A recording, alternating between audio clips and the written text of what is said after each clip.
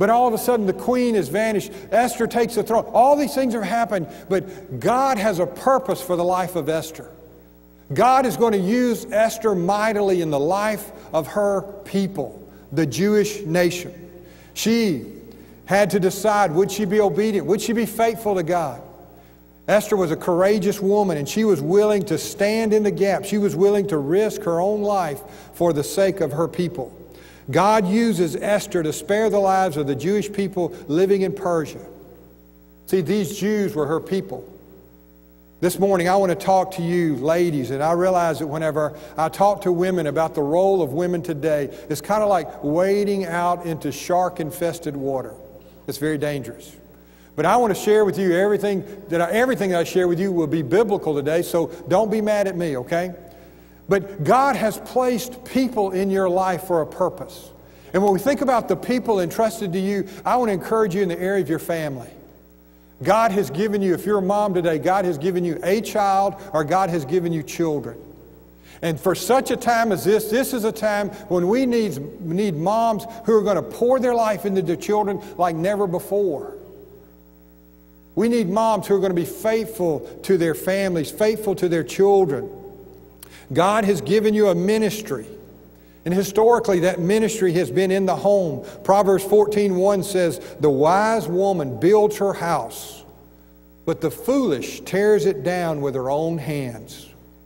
Titus chapter 2, Paul encouraging the older women likewise are to be reverent in their behavior, not malicious gossips, nor enslaved to much wine, teaching what is good, so that they may encourage the young women to love their husbands, to love their children, to be sensible, to be pure, workers at home, kind, being subject to their own husbands, so that the word of God will not be dishonored.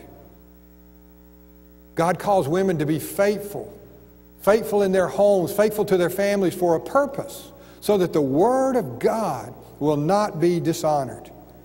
Being a faithful mother and homemaker today has been demeaned by our society. The world says for a mom to stay at home is not important. The world says for mom to stay at home is unproductive.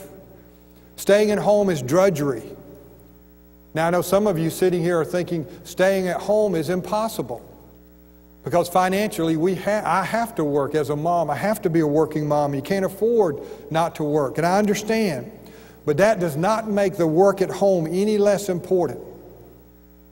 For a mom to do all that is required at home requires tremendous skills. Tremendous skills. Let me just remind you of the Proverbs 31 mom. You know the passage, Proverbs 31. She has a PhD in everything, doesn't she? Listen to what? She has a degree in textile engineering as she looks for wool and flax and works with her hands in delight. She's a gourmet chef as she rises also while it is still night and gives food to her household. She has a degree in real estate as she considers a field and buys it. She has a degree in agronomy as she plants a vineyard. She's a physical education major as she girds herself with strength and makes her arms strong. The Proverbs 31 woman is a fashion designer, merchandise appraiser, homebound social worker. Now, does that sound insignificant? Does that sound like drudgery? Men, let me ask you, does that sound easy? I mean, some of the toughest days of my life were when Teresa was gone and I was taking care of the kids. Something bad usually happened, from broken arms to falling in ant beds. I mean, it is anything but drudgery. It's hard work. And it requires skill, it requires expertise in so many areas, and so many times we take that work for granted. But we need women today who will take their responsibilities at home seriously and are faithful to their families. Their families, the people that God has placed in your care. Faithfulness to your people.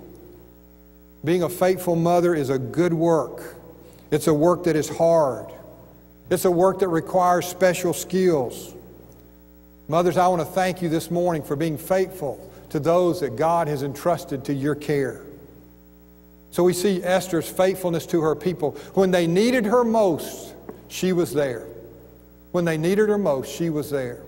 And as we look back over our lives, so many times our mom has been the one. When we needed her most, she was always there. Faithfulness to her people. Faithfulness to her promise. For years, Esther kept the fact that she was Jewish a secret because Mordecai had suggested that. Really, Mordecai had commanded her, don't let people know that you are Jewish. There was a reason. Again, we see God's providence in that. And Esther was faithful to keep her promise to her cousin. Then whenever she finally agreed to go before the king without being summoned, she had not been summoned in 30 days. And she knew the law that if she went into the presence of the king without his summoning her, the only thing would happen would be her death. That's what the law required. But whenever she told Mordecai that she would go before the king on behalf of the Jews, she was faithful to her promise. I'm sure she had second thoughts. I'm sure she was frightened. I'm sure she began to think, isn't there some other way that we can accomplish this purpose? But no, Esther was faithful to her promise. Proverbs says there is one who swears even to his own hurt. That means that even when the task is tougher than you thought, you still finish the job. You honor your word. You're faithful to your promise. This morning, I want to encourage the women of our church and those who are with us today to be faithful to your promise, to the promise that you made to your husband. I know we hear about a lot of men who leave their wives, but the same is true today. There are a lot of women, a lot of wives who are unfaithful to their husbands, who have forgotten their promise of commitment to their husband. So I want to encourage you from the life of Esther to realize that it's not always going to be easy. It's not always going to be easy to keep your promise. But as far as your part of the marriage vow, to be a woman of faithfulness, be a woman of your word. We need faithful women who will stick by their husbands for richer or for poorer, in sickness and in health, till death do us part. Faithful to their word. Let me first of all say that God has created all women to be in relationship. Now that does not necessarily mean to be in marriage, but God has created all women to be in relationship, first and foremost with Himself. Women are to be in relationship with God. And let me just tell you, women, if you're single here today, if you're not in the right relationship with God, you cannot expect some man to come into your life who will be your Prince Charming, who will fill all the gaps in your life, who will meet all of your needs. A man cannot do that, but God can. God can. God created you to be in relationship with Him. We go back to the book of Genesis. Male and female, Genesis 1:27. He, God, created them. Women, you are a personal creation of God. God created you. Psalm 139 said that He formed you. He weaved you in your mother's womb. Everything about you, God made you. He created you for a purpose, and that is for His glory. For His glory, to live in relationship with God. Genesis 1:28, God blessed them, Adam and Eve, and He said to them, God speaks to Adam. God speaks to Eve. It was not this thing where He said everything to Adam and Adam. God created them equally.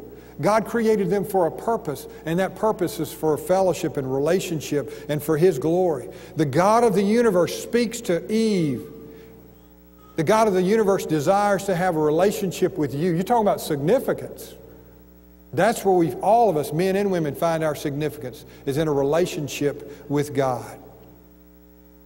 In the 3rd chapter of Genesis, Satan, in the form of the serpent, comes and he deceives a woman. And he deceives the woman, this is significant, by lying to her about God. Okay? He comes to Eve and he lies to her about God, and Satan promises the woman something better than a relationship with God.